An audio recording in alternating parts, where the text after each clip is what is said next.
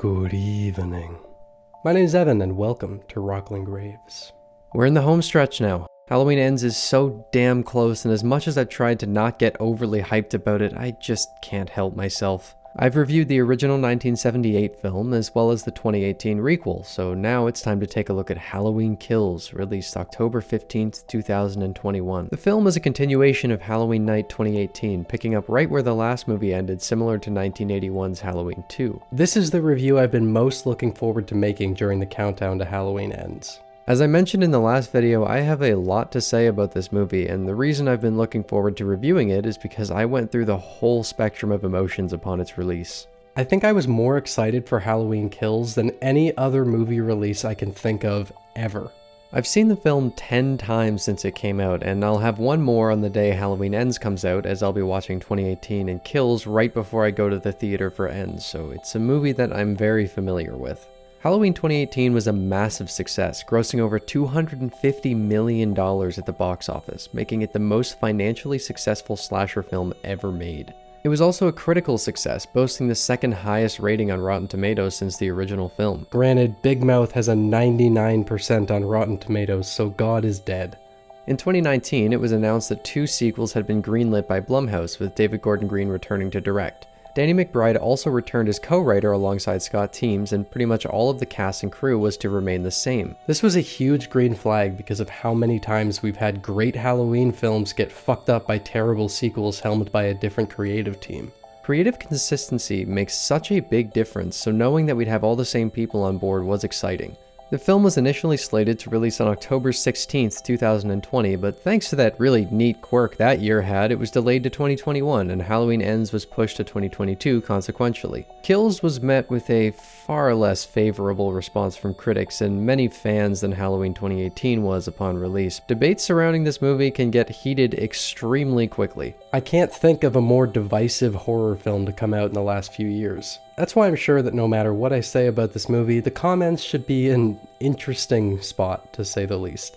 With all of that said, let's take a deep dive on Halloween Kills and see if this movie was able to successfully continue the story from where Halloween 2018 left off.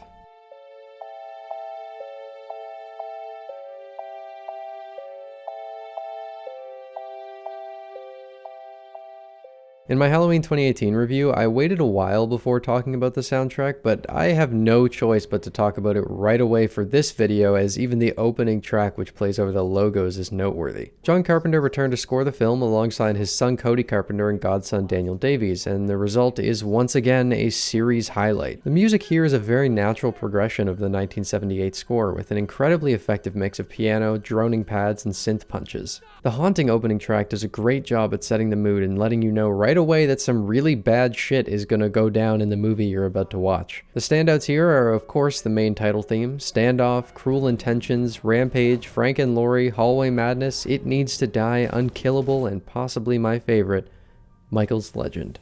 I just pointed out almost half of the soundtrack is noteworthy. This is that good shit.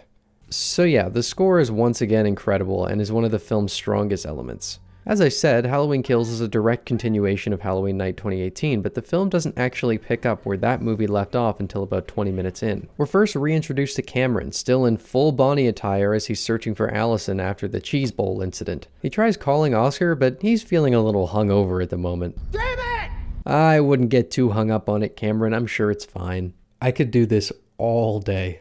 He stumbles on Deputy Frank Hawkins and tries to wake him up. There's no way he'd survive what happens, so there's not really any point. What the fuck? Hey, Frank, buddy, old pal, want to share some diet advice with me? Your system's a fucking powerhouse.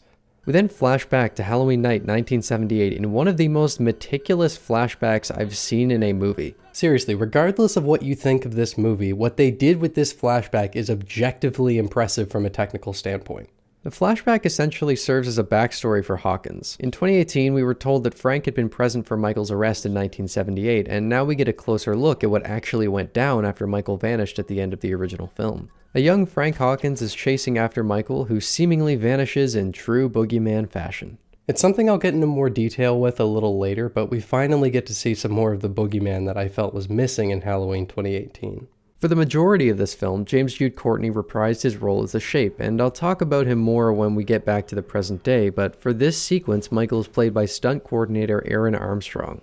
David Gordon Green wanted someone who more closely matched Nick Castle's physique from 1978, as James Jude Courtney is taller and has a wider build. As I said in my Halloween 2018 video, James Jude Courtney is the best Michael since the original by a wide margin, and having someone else play the Shape here could have easily gone poorly, but Armstrong is absolutely fantastic in the role. Just like Courtney, he captures the cat-like movements of Michael without becoming robotic, and even though he doesn't get a whole lot of screen time, I'd say Armstrong deserves to go down as one of the best. Christopher Nelson once again returned to do the makeup effects for this film, and he was tasked with designing a new mask for the flashback sequence. While it's not indistinguishable, it's definitely the closest recreation of the original mask that we've seen to date. It's a tighter fit and looks to be smoother than the 1978 mask. I am being more nitpicky with this mask just because this sequence takes place like 10 or 15 minutes after the end of the original movie, but I don't want to take away from how good this mask is. Even though the mask in Halloween 2 is the same that was used in the original, it fits Dick Warlock much differently than it did Nick Castle, and it was already aged enough that even the look in Halloween 2 isn't as close as it is in this flashback. One of the things that I really like about this new series of Halloween films is that they keep the mystery surrounding Michael. I got a little nervous when one of the cops began telling Frank about how he knew Michael as a kid, but they don't go into much detail and things are kept vague. My mom used to make me go over to his house to play. She felt bad. But he would just spend the whole time staring out of his sister's bedroom window. The two cops eventually wind up at the Myers home, and when I said I could still tell a difference between the masks from the original and the flashback, that's not the case here. This recreation of the fabled Myers home is damn near indistinguishable from what we saw in the original movie, and it just goes to show how much love was poured into the design of this film. They begin searching the house for Michael, and once again, the attention to detail is a sight to behold. The way the walls have degraded, the textures, it's all incredibly accurate. We even get to see what that wretched skunk did for the first time. Could have been a skunk. Could have. We get our first hint at Michael's motivation in this new timeline, and while I'll get into that later on, I'll say that it thankfully doesn't feel detrimental to his mysterious nature and feels very consistent with the original intention for the character. Michael attacks Frank's partner, and Frank rushes into the room, risking a shot at the Shape, but unfortunately hitting his partner instead. Totally worth it though, because Aaron Armstrong gets to flex his Myers performance once again. This is one of the most Michael Myers moves I've ever seen. Fucking awesome. This is a great touch that adds more context and motivation to Hawkins, who felt pretty underdeveloped in Halloween 2018. That's something Halloween Kills does a lot, as you'll come to see. For now though, want to see something crazy? Through black magic, Donald Pleasance was brought back to life. The first time I saw the movie, I thought it was a deepfake, but it turns out it's entirely practical. Tom Jones Jr. was the set construction coordinator for the film, and he already resembles Donald Pleasance pretty closely. Christopher Nelson, being the absolute god that he is, designed a 9-piece prosthetic for Jones, and the results speak for themselves. Colin Mahan returned to do the voice for Loomis, which he also contributed in the 2018 film for the tape recording Aaron listens to during the prison montage scene. The voice here is less convincing than it was in 2018. I think this just has to do with the fact that Mahan had to project his voice here instead of speaking at a normal level, which makes impressions more difficult to control. It's still solid and gets the job done, but I just found it less convincing than the monologue in 2018. At least in my opinion. Michael is caught in an homage to the original film's opening before the haunting opening credits begin. This time around, we see 12 burning jack-o'-lanterns instead of the reverse decomposition scene in 2018. There's one jack-o'-lantern for each Halloween film up to this point, but this also symbolizes the Frankenstein-esque lynch mob which will form later in the movie. The opening theme now has a haunting choir added for extra texture and harmony, and it's fantastic. This is a great rendition of the theme, and it really bleeds the feeling of Halloween night, which is something I can say about a lot of this movie. Before we get back to the modern day, there is one more element of the flashback that I need to talk about. In the original film, Tommy Doyle was bullied by Lonnie Elam, who convinced Tommy that the boogeyman was coming for him. In Halloween 2018, we met Lonnie's son Cameron, who was dating Allison, and in Halloween Kills, Lonnie is now a vital character, so there needed to be some more context to him in order to make his presence feel meaningful. In an interesting twist, we find Lonnie being bullied by the Mulaney's before all of them are warned by a cop that they're not safe out here and need to return home. What did he do? He murdered 3 teenagers down the street. Halloween Kills has an extended cut, and while it's not drastically different in the same vein as Rob Zombie's Halloween director's cuts, it does make some minor changes to the flow and little extended moments in certain scenes that I think make it a superior cut. One of those touches is an added scene where Lonnie is making his way home and Michael is seen peeking around a bush in an homage to the original film. I'm baffled as to why this was cut. This is one of the best Boogeyman Myers moments we've had in a long time. The lighting, the sparse piano, and the blowing wind and leaves add up to an incredibly atmospheric and creepy moment that absolutely should have been left in the theatrical cut. The look of the sequence was made in such a way as to more closely match how the original looked, using more hard lighting techniques, softer color grading, and a grain solution to emulate a filmic look. The music here also has a fuzzier tone, making it also feel closer to the original, and all of this combined with the costume and set design results in a very convincing flashback. It's basically a 10-minute period piece, and it works really well. You could splice shots from this sequence into the original film, and an unfamiliar viewer would be none the wiser. While there is lots to love about the flashback sequence, I do think that its placement is a little jarring. Halloween Kills absolutely has some structural issues, and the pacing is pretty messy, and the flashback being where it is a big example of that. The thing that makes it feel off is that its purpose is to give credence to Frank's motivations and also to reintroduce Lonnie into this timeline. The issue is that both Frank and Lonnie are side characters, so having your opening scene be focused on something that could be considered a side plot is an interesting choice. It's never bothered me much because of how well executed the sequence is, and I love seeing more from that night, but I acknowledge that for general audiences, this could feel very awkward and confusing. Alright, now we can move on to the rest of the movie post-flashback. Following the opening credits, there's a pretty heavy scene in terms of exposition and introductions. We meet 6 characters here, many of whom are big players in the movie, and this mixed with the flashback scene makes Halloween Kills quite a front-heavy film with a lot of information and exposition for the first 20 minutes. We're introduced to 4 returning characters from the original film, 2 of which are played by their original actors, those being Nurse Marion Chambers and Lindsay Wallace, played by Nancy Stevens and Kyle Richards respectively. Tommy Doyle returns, played by Anthony Michael Hall, and Lonnie Elam is played by frequent Mike Flanagan collaborator Robert Longstreet, who's one of my favorite modern actors. This scene has the job of introducing us to these 4 characters, as well as Marcus and Vanessa, the couple which can be seen getting into their car in Halloween 2018, presumably on their way to Mick's bar. I mentioned in my review of that film that these movies do a really good job at tying together, and this is an example of what I meant. Marcus and Vanessa were essentially background characters in Halloween 2018, seen very briefly and only having a few lines before never being seen again, and this movie takes those characters and brings them to the forefront, giving them actual roles in the film. Details like these go a long way to making Haddonfield feel believable as a town, giving it a sense of space and making the characters feel grounded within it. So yeah, there's a lot to catch us up on here, and doing it more gradually may have felt more natural. This leads to a very heavy-handed expository monologue from Tommy as he talks about Michael and the night of 1978 after he hears about the bus crash from the last movie and the gas station murders. All the shit happening today, 2 homicides at gas station. Stop it. We don't even know if he was on the bus. Side note, Tommy says here that there were 2 bodies found at a gas station, which stood out to me because there were 4 murders. There was Aaron and Dana, as well as the 2 mechanics. I'm not saying this is indicative of anything. There's always misinformation surrounding these things, especially when it happens so recently. I just thought it was interesting to point out. Makes me wonder again if Aaron actually did survive, even though that still doesn't add up. Anyway, Tommy's speech essentially serves to plant the seed of the town of Haddonfield banding together to kill Michael should he ever return, and also to introduce the audience to the legacy characters. It's an example of how much more dramatic and over-the-top this film is compared to Halloween 2018, and I'll talk more about that in a bit. Following Tommy's speech is when we finally pick back up where 2018 left off, with the Strode women in the back of a truck. Multiple fire trucks drive past them, headed to Laurie's house, and I absolutely love the panic they have when they realize where the trucks are headed. I preferred the take in the trailer, but that works too. I've been going through the movie chronologically up until now, but I'll be talking about it in a bit more of a broad manner after this next scene. The firefighter sequence was at the forefront of a lot of the marketing, and for good reason. This is a great fucking scene. We get our first taste of this movie's crazy violence when one of the firefighters fall through the floor and into the room where Michael was left to burn at the end of the last film.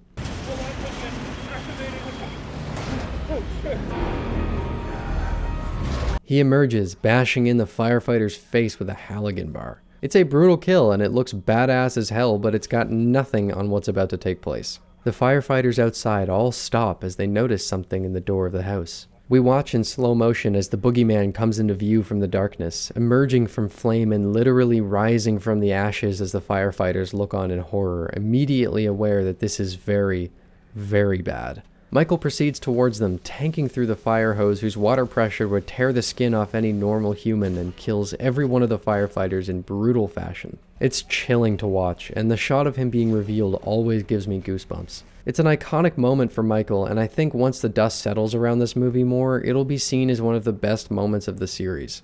At least I hope so. I briefly mentioned in the last video that I would have a few things to say about one character in particular, that being Sheriff Barker. This fucking guy. For 2 movies now, he has shown up for a few minutes and done absolutely nothing. So far, he's the most confusing and seemingly pointless character in this timeline, and holy shit if he doesn't get something to do, doesn't have an arc, or God forbid isn't even in Halloween Ends, he'll have been one of the most baffling inclusions of the series. You're just standing here! Please do something!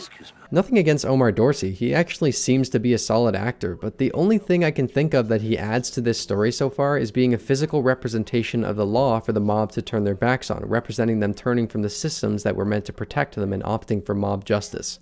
I'd like to see him in Halloween Ends, retired after realizing how badly he's failed the town and its people. He didn't believe in the boogeyman, and people died because of it, possibly more than would have had he listened to Frank. What are we gonna do? Cancel Halloween?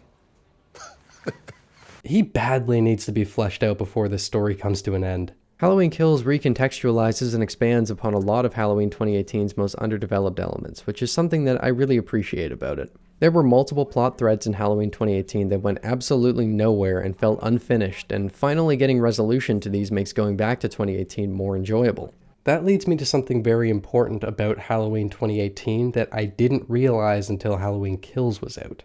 Halloween 2018 was written as the first half of a movie in a lot of ways, which explains why a lot of the film's elements felt half-baked. Kills takes most of those elements and gives them a more fleshed out and satisfying arc, making the story feel more complete as a whole. In Halloween 2018, Ray was killed by Michael during the climax, but we never saw any sort of reaction from the family. It was always something that bothered me because it would have given more weight to his death to see his wife and daughter react to what happened, but it was never even mentioned. In Halloween Kills, we finally get to see Karen and Allison acknowledge Ray's death.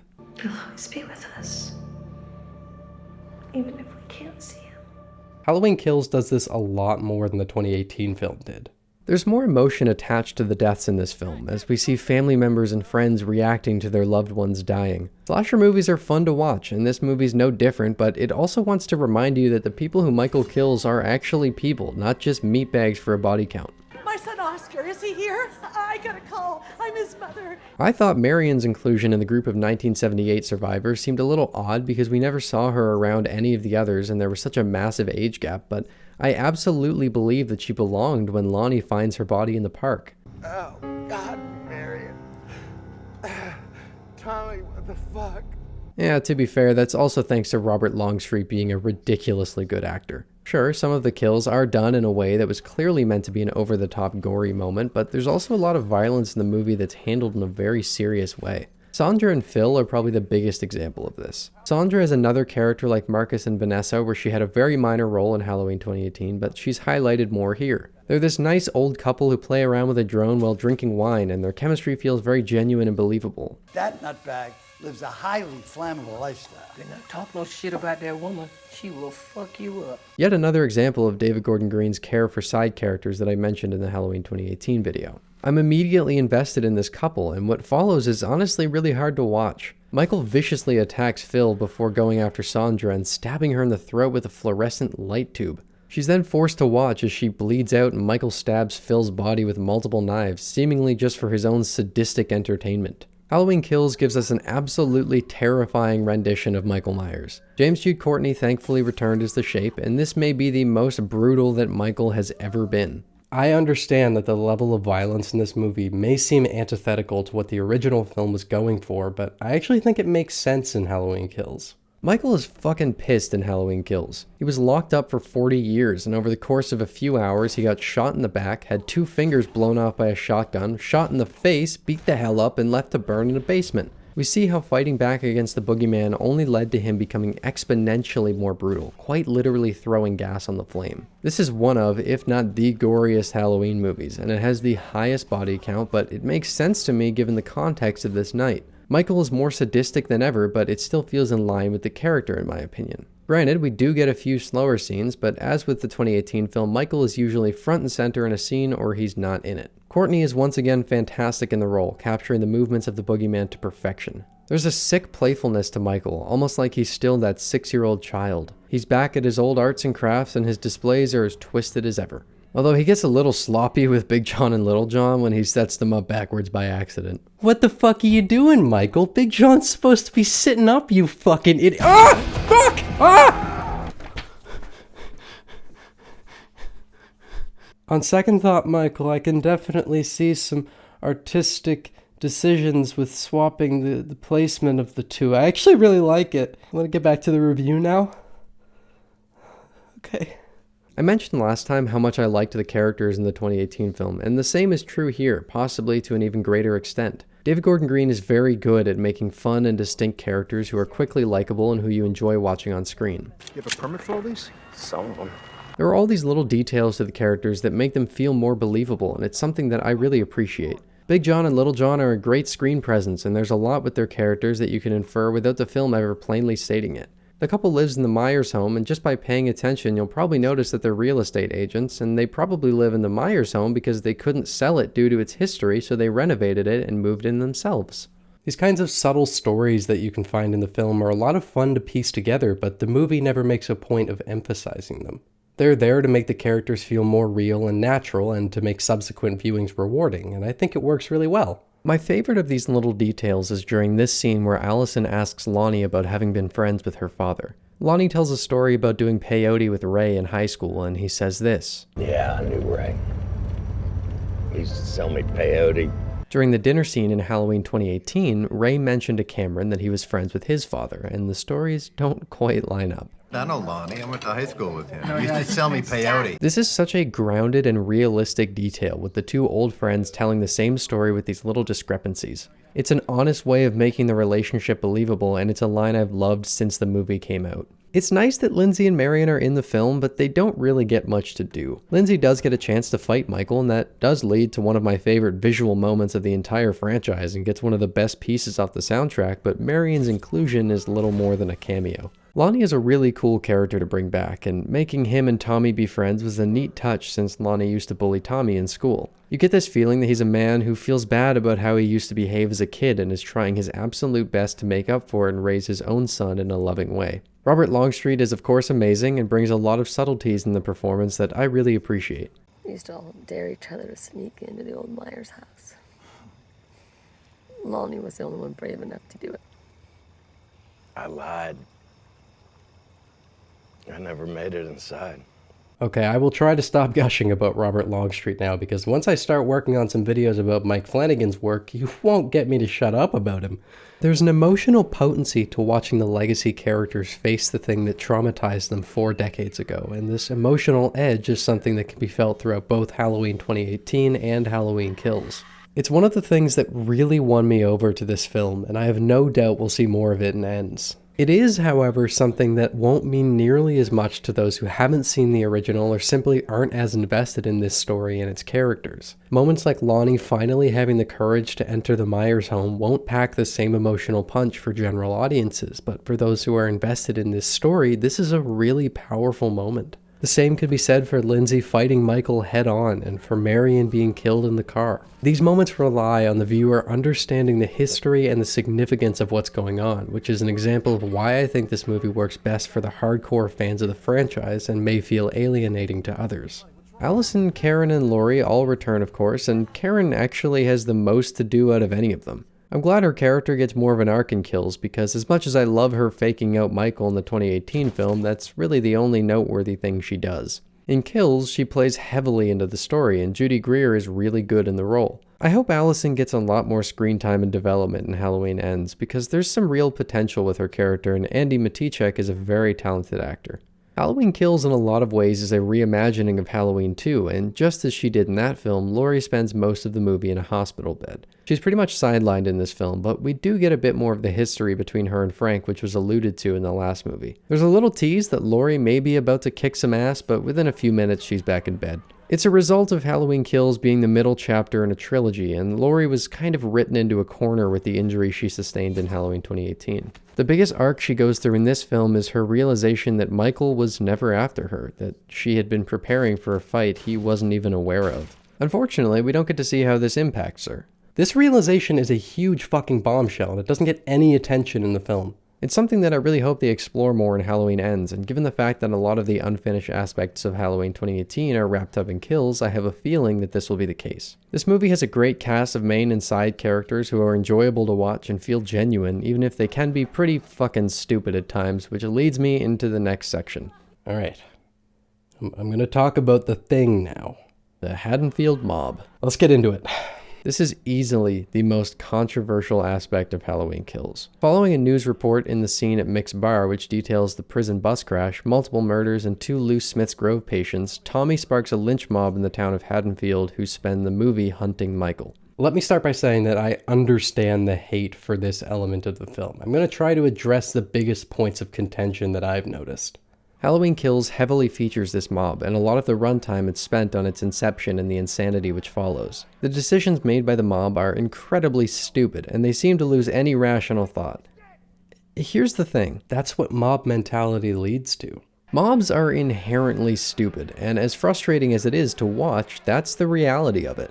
As an audience, it's very easy to think, well, that's fucking obviously not Michael Myers, and become so beyond annoyed by the stupidity of the people who think otherwise that you become frustrated not with the mob, but with the film itself because of how much time is spent with them. I like to try and view this from the perspective of the characters here. There have been multiple murders in the last few hours, and they're already caught up in a mob mentality. The hospital is in disarray, the police force really hasn't done their job, and the pandemonium feeds on itself, only growing more insane and messy as time goes on. There were pictures of the 2 escaped inmates on the TV earlier in the film, but their names were not displayed along with those photos. In the middle of the pandemonium, just after the sheriff was publicly humiliated and the town decided to deal with the problem themselves, in walks one of the escaped patients shown on TV. At this point, with how much force this mob has built up, it doesn't matter if Tivoli looks absolutely nothing like Michael. It's someone they know had escaped from the prison bus, and that's enough to direct all of their aggression towards him. There's no thought beyond impulse left in them. So yes, it is frustrating to watch, but it also does make sense from the perspective of mob mentality. Dr. Loomis saw this coming 40 years ago. I still think I should notify the radio and television. No.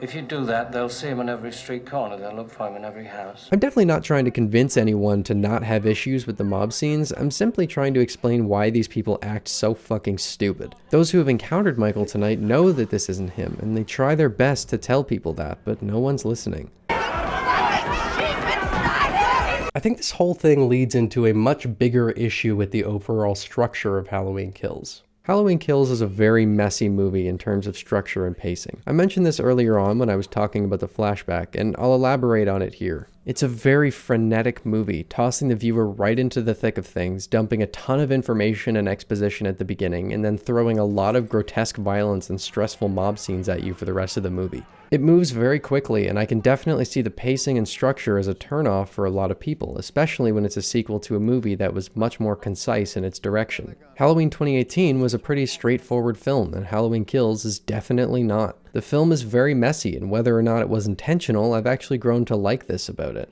The messy structure complements the insanity of the movie for me, but that doesn't excuse it from criticism. It can make some viewers quickly disengage from the film, and I can definitely see why some people hate this movie for those elements. I just personally don't. I hope I've talked about this section in a way that both illustrates how I personally feel while also acknowledging the complaints many people have about the mob and the weird structure of the film. I've got one more thing to talk about before I move on to the ending of the film and my overall thoughts. This is a far more dramatic and over-the-top film than Halloween 2018 in almost every way. There are multiple cheesy lines and monologues which can often come off as silly, but honestly, I like just sitting back with a drink, saying fuck it, and letting this movie take me on a thrill ride of over-the-top cheesy craziness that worships the legacy of the Halloween franchise. There's a lot of fan service with the characters, locations, and situations, but it's just a fun-ass, atmospheric, indulgent movie that feels like it was made for hardcore Halloween fans, and I love it for that. I'll never blame anyone for not being able to enjoy the movie with how cheesy it can be, but I think we forget that a lot of our favorite 80s horror movies are also extremely cheesy in their own ways. That's part of what we love about them. I acknowledge that Kills has some pretty goofy moments, but it really doesn't bother me because of how much fun I have watching the movie. It doesn't feel like a result of incompetent writing, but more so an intentional shift in style to allow for a very grandiose Halloween film. Alright, this video is once again becoming way longer than I thought it would, so let's talk about the ending. Now is your warning if you haven't seen the film and you want at least the ending preserved for your own viewing. Allison, Cameron, and Lonnie piece together that Michael has been slowly heading home throughout the night, and they decide to go to the house hoping to find him there. As expected, things don't go as well as they'd hoped.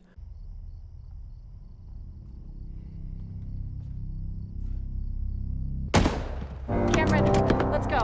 Allison and Cameron search the house, and I really like the choice of music on the turntable here. It makes the scene pretty damn creepy.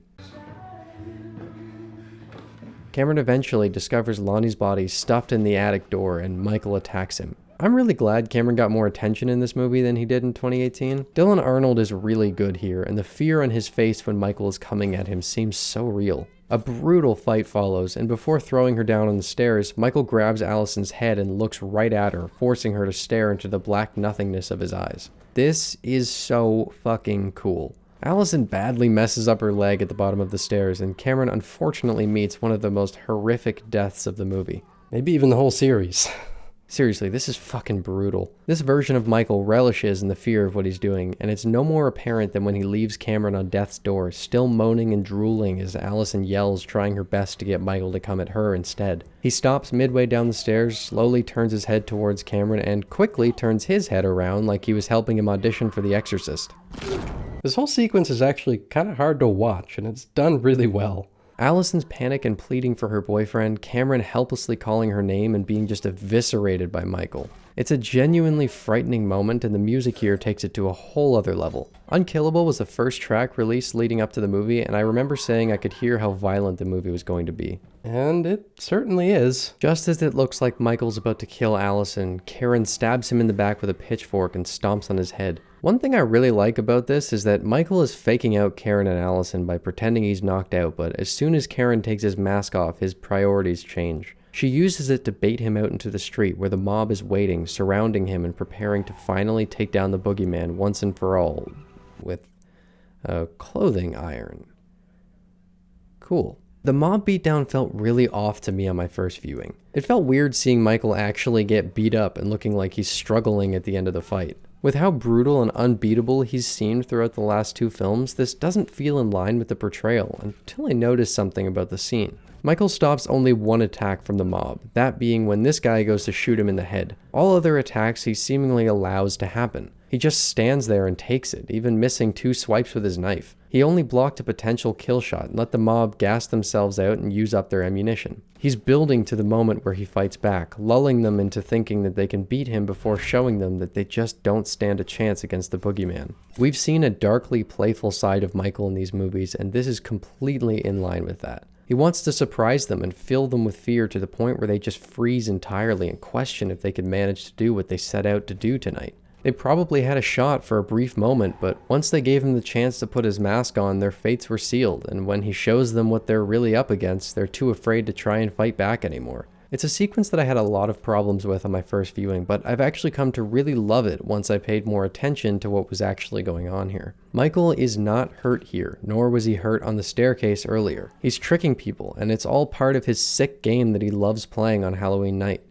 It's his version of trick-or-treating, except he's tricking people and treating himself. It also brings me to something I haven't talked about yet, which is how well shot this movie is. Halloween 2018 was a great looking film, but Halloween Kills ramps things up quite a bit. It's a very cinematic movie in its visuals. The way the water reflects the moonlight onto Michael and the surrounding trees here is so goddamn atmospheric. There are so many examples of very unique and interesting camera work in the film that complements its tone and the narrative, and the lighting is fucking incredible. The blue lighting is back from the original, and it lends itself so well to creating that feel of Halloween night. I mention it now because the mob scene is shot in such an interesting way, and it's something we really haven't seen in any other Halloween movie. It's all done in slow motion on a revolving soundstage, and this was something that also bothered me the first time I saw it, largely because I had a different idea of how I would have done it. When Michael put his mask on, I was picturing that we would see neighbors on their porches watching, the music would cut out, and the only sounds heard would be Michael brutally killing the mob, their yells becoming more and more panicked as they realized they weren't able to kill him, and we'd see the panic on the people outside as they rushed inside and locked their doors. This was how I saw the scene playing up in my head. It was very grounded, it was very gritty, so when Laurie began a dramatic monologue over slow-motion close-ups on a cinematically lit soundstage, I was turned off by the scene. Well, I still do like the idea I had for the scene. After realizing what was going on beneath the surface here, I think the way it's shot and edited is much more fitting for the film. Seeing the background seemingly vanish into blackness as Michael slaughters the mob shows how he's in his own world, untouchable by these people who grossly underestimated him and what he truly was. This is not a man. Michael is not human, and this is a great example of visual storytelling. He truly is the boogeyman, and easily the best moment of this sequence is when he stabs Tommy and the two lock gazes for a moment. We see Michael through Tommy's eyes, and what we see is nothing. It's pure evil. The blackest eyes. The devil's eyes. Tommy sees, maybe for the first time, what this thing he's feared for so long truly is, and he's then killed by it with the weapon he'd planned to take him down with. All of this happens as we hear Laurie talk about how Michael is more than a man, how he thrives off of killing, and how little hope there really is in beating him. It's a scene that I didn't like the first time I saw it, but once it clicked, oh man.